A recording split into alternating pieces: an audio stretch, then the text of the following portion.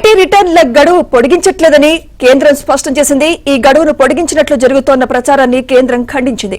గత ఆర్థిక సంవత్సరం 2024-25 గాను ఎలాంటి జరిమానాలు లేకుండా ఆదాయపు పన్ను రిటర్న్లు దాఖలు చేసేందుకు గడువు ఇవాళ్టితో ముగియనుంది.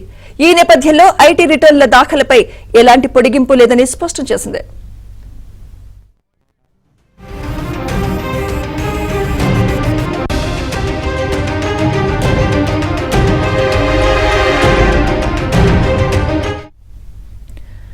ఐటీఆర్ ఫైలింగ్ గడువును ఇప్పటికే జూలై 31 నుంచి సెప్టెంబర్ 15 వరకు పొడిగించామని, దీన్ని సెప్టెంబర్ 30వ తేదీ వరకు పొడిగించినట్లు ప్రచారం జరుగుతోందని, అది నకిలీ సమాచారమని ఐటీ శాఖ తెలిపింది.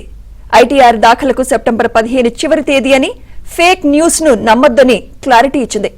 ఐటీఆర్ ఫైలింగ్, పన్ను చెల్లింపులపై సందేహాలు తీర్చేందుకు హెల్ప్ డెస్క్ ఏర్పాటు చేశామని, calls, live chats, web sessions, ఎక్స్లోను పన్ను చెల్లింపుదారులకు సపోర్ట్ గా ఉంటున్నామని ఆదాయపు పన్ను విభాగం ట్వీట్ చేసింది.